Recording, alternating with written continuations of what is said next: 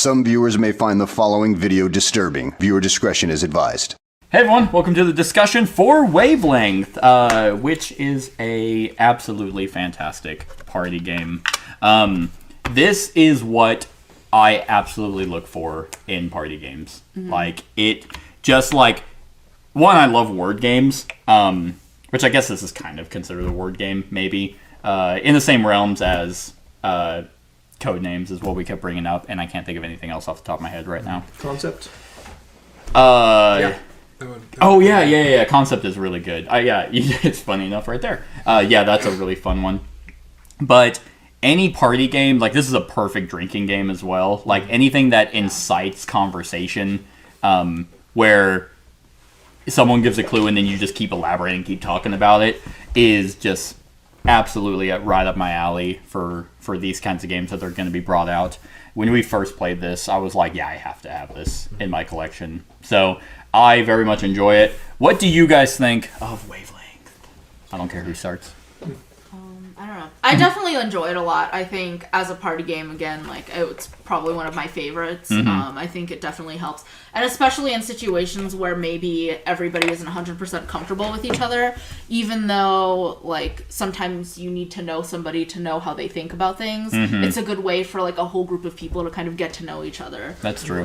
So I definitely... Yeah, you might have someone who thinks chocolate is candy, and then you get to educate them. I'm thinking about, us playing during Halloween and, some of the discussions that happened then.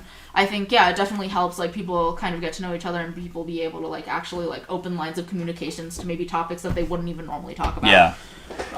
So, I think it's, really interesting. Yeah, I mean, now that you bring it up, I hadn't thought about this, but I can see this as an excellent game that could be used in, a corporate setting.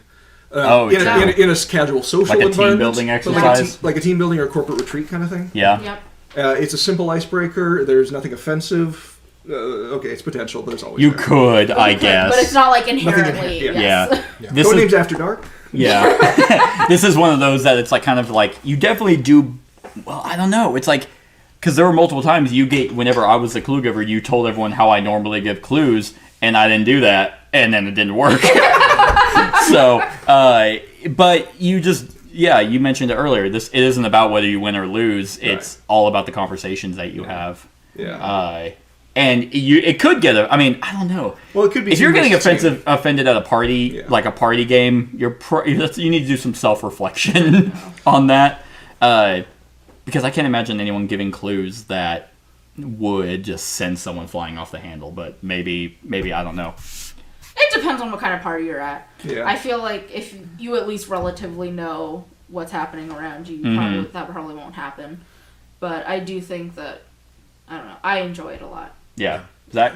I think this is a testament to how diverse Wolfgang, the designer of this game, is. Yeah. He has made Quacks of Quedlinburg, Taverns of Tiefenthal. He's made a dice rolling game that's so clever. He's made this game. Did subtext? Yes, he did that. He's made a wide breadth of different types of games, and it seems like all of them are successful. I see, from what I've heard, I see him in the future years making a lot of inherently just very successful games. I haven't heard of a game that he's made that is unpopular. Yeah. This is, I feel like, in the middle of his career, and this is one of the games that's talked about outside of Quacks of Quedlinburg. I feel like that's his big game, but Wolfgang Warsch. Yeah.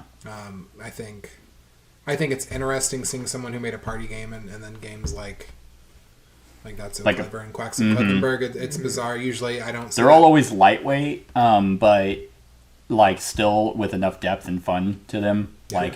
Every time I try to play games with my mom, every single one is always over her head, but she was able to understand Quacks after a few plays.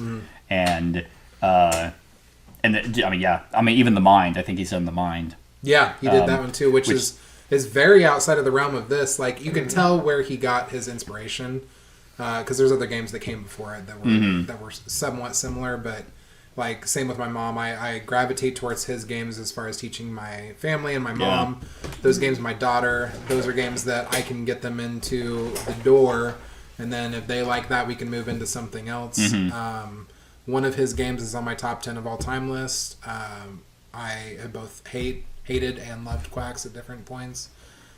Yeah, Quacks is always great for me. I really, really like it. I call Quacks the Mario Party of games. You can win the 90% of the game and then drastically lose at the end, or you can lose a big majority of the game and then win at the end. But it's still fun. Yeah.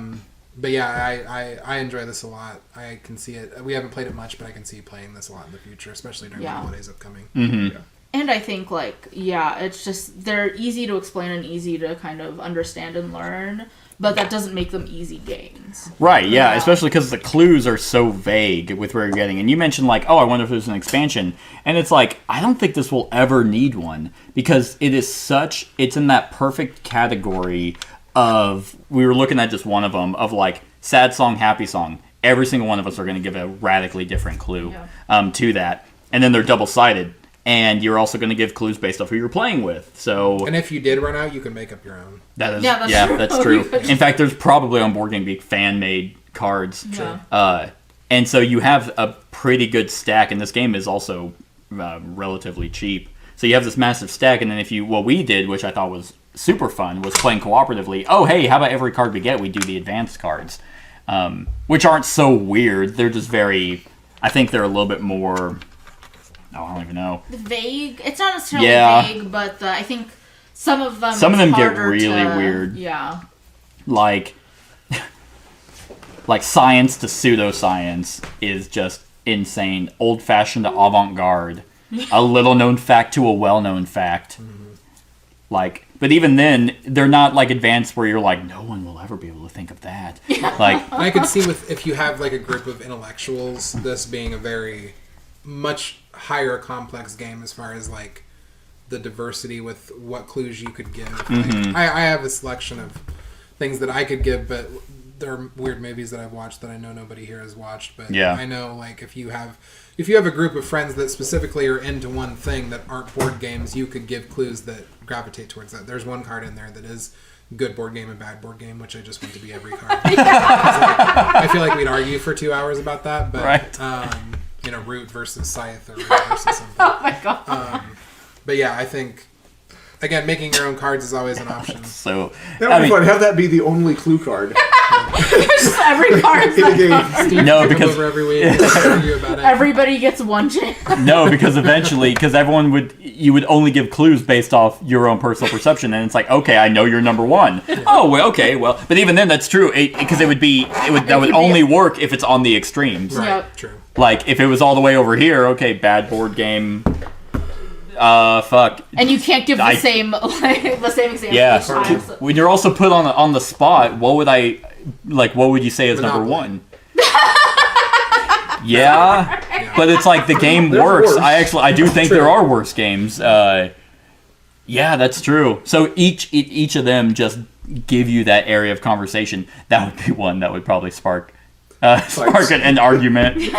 But even then, it's like it promotes like that conversation. Even if you thought my favorite game of all time was a bad game, I'm not going to argue with you about it. Mm-hmm. Like you didn't care for Blood Rage. I'm not sitting here because I definitely think people we're totally going off a tangent. We're not even talking about the game anymore. But that particular card, I feel like people who are new in the hobby are very passionate. Mm-hmm. And same with just gamers. Gamers argue weird, but they're the ones who really want to argue about it. And I'm past that where I don't like Blood Rage. All right.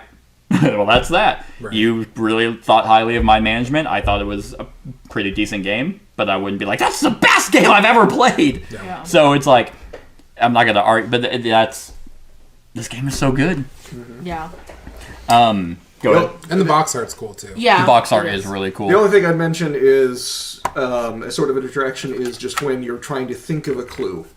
That can be really just, some of these are just so, like, reliable versus unreliable. Well, my first thought would be like cars. I thought the cars too. Yeah. or like some kind of machinery. Or I was thinking you were going to go with a tech thing, just because.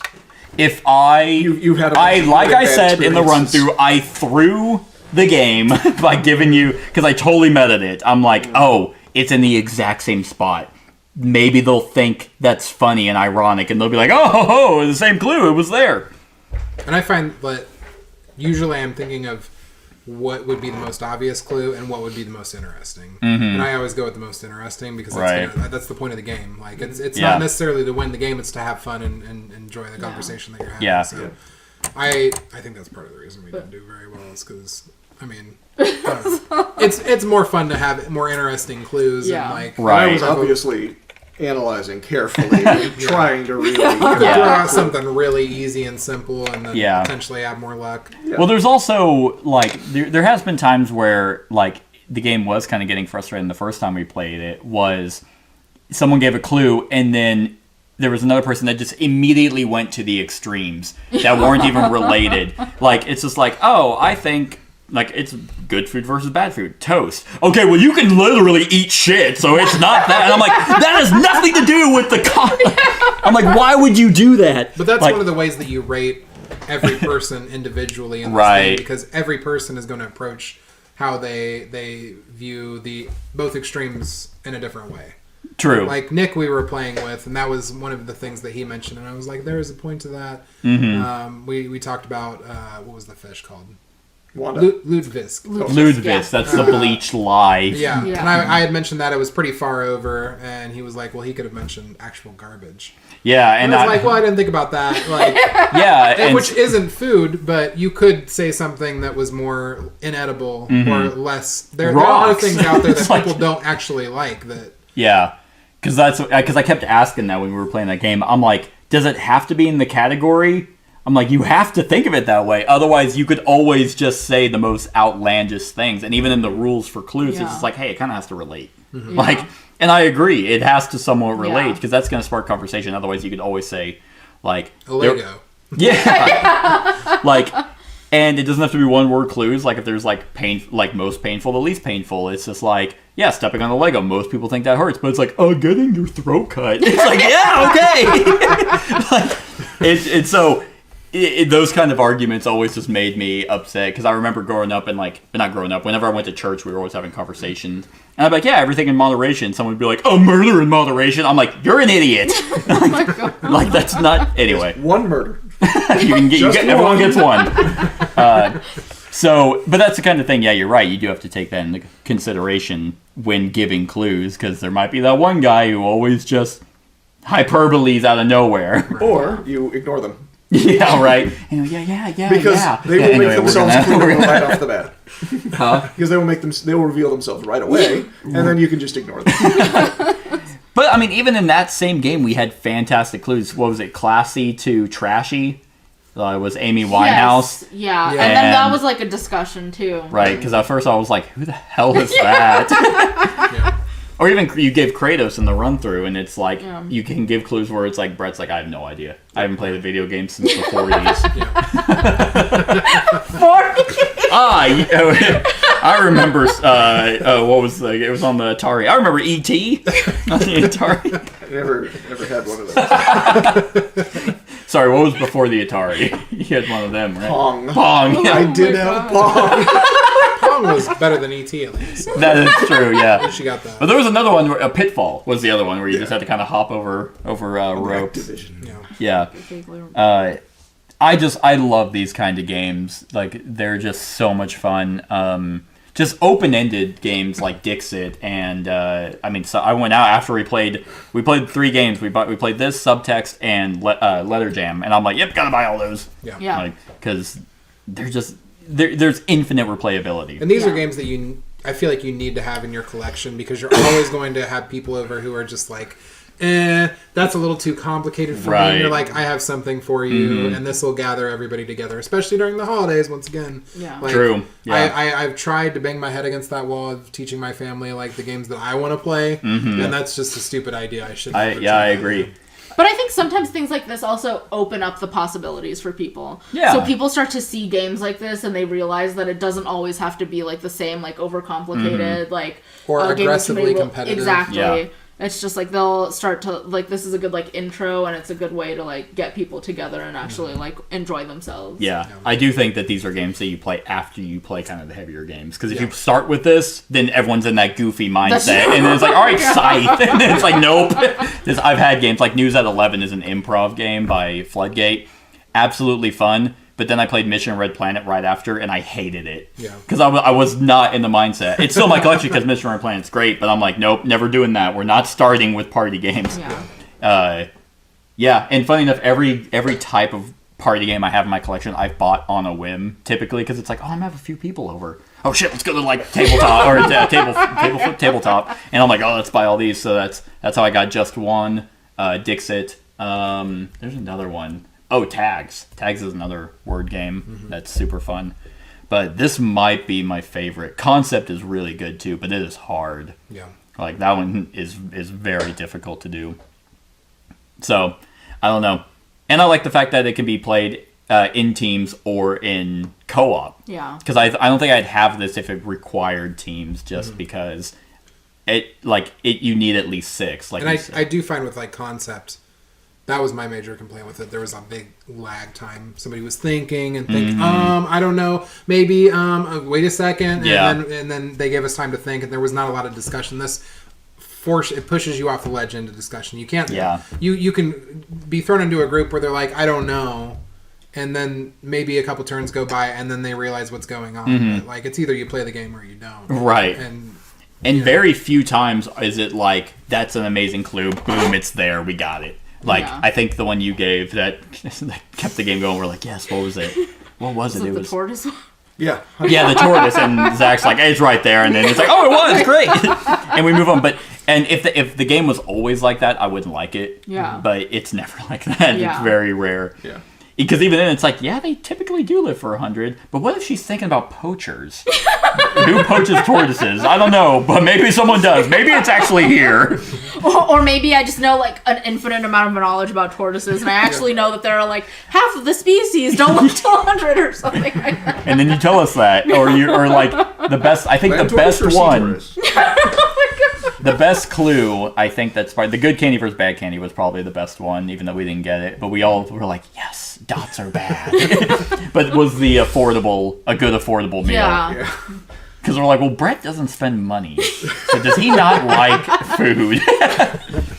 It's just so much fun. I very much like this one. All right. You guys got anything else? Nope. Scale of 1 to 10. Brett. 9. 9? Yeah.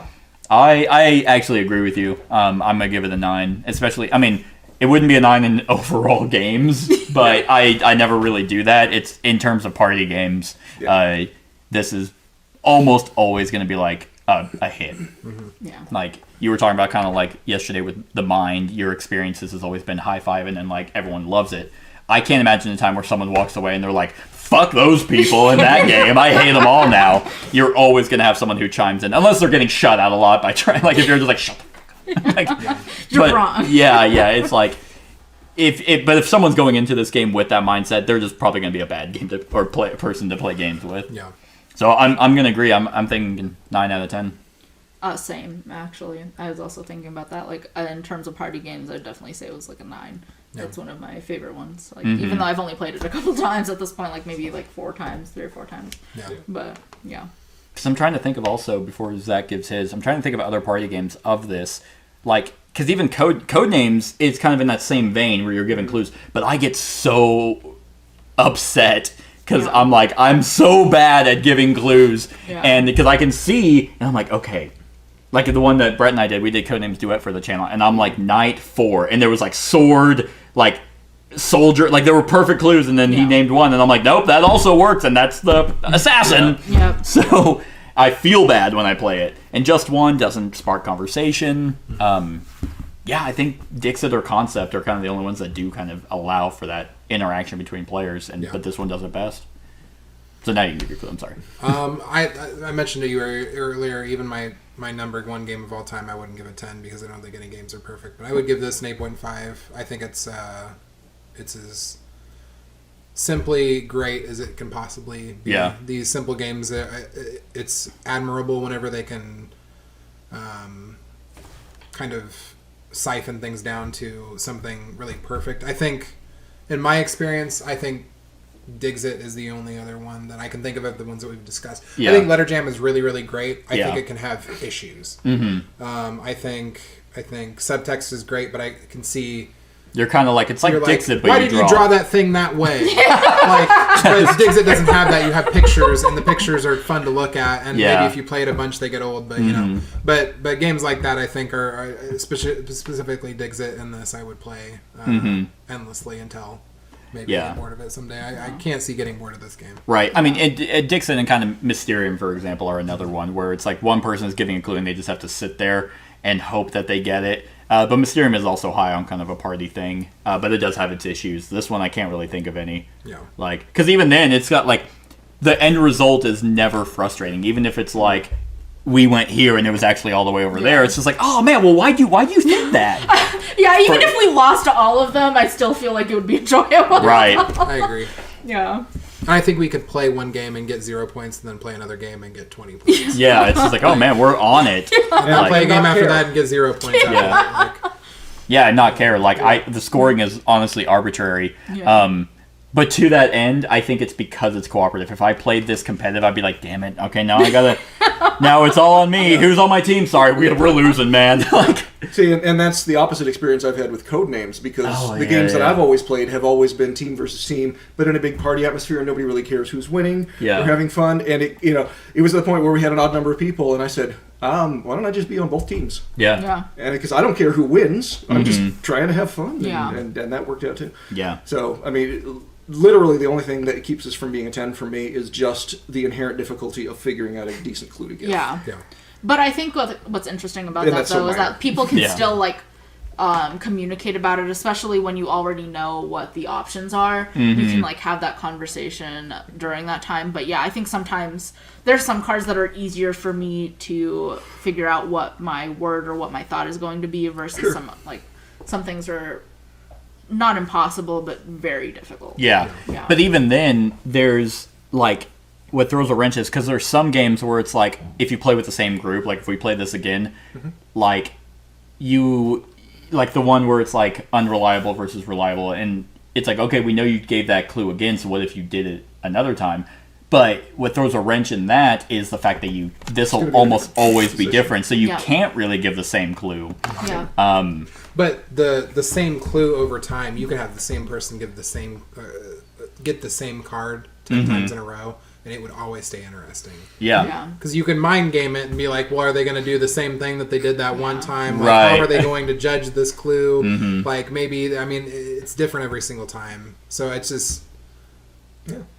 Yeah, Even like so considering like why you made the decision the second time to like I'm say like stupid, but Amazon, like Amazon delivery after, and it's just like versus like had he not said that, would you still have made the same decision? Absolutely So- not. No. exactly. No, I was thinking car. I was like, oh, a used car. Oh, that's less reliable than most, but it's not the worst thing.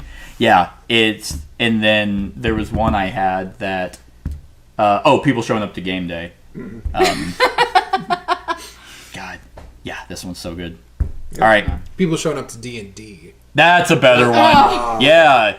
Oh, yeah, and that also happens where it's like, I said gourmet salad, and you guys were talking about everything that I was thinking, but then you guys were, well, he said gourmet, so it's probably a better salad, which I was sitting there, I'm like, that's so accurate. I'm so mad. And you guys were like, oh, well, he didn't say fast food, so I'm like, fuck, that's a better clue. Damn it, I hate myself. Yeah. So, oh, God. And I love that. So, you guys got anything else? Nope. Sweet. All right, so that's our thoughts on Wavelength. Let us know what you think of the game in the comments below. Other than that, like, comment, share, and subscribe, and have a wonderful whatever time of day it is for you. Hey everyone, thank you for watching, and I really hope that you enjoyed the video. If you would like to see more of my content, go ahead and click that subscribe button and the bell to be notified whenever I upload any new content. If you feel like supporting the channel, you can go ahead and click that Patreon link to be taken to my Patreon, and any help is truly appreciated. Other than that, stick around for any other run-throughs or reviews or cool top 10s or whatever I feel like putting on. Other than that, like, comment, share, and subscribe, and have a wonderful whatever time of day it is for you.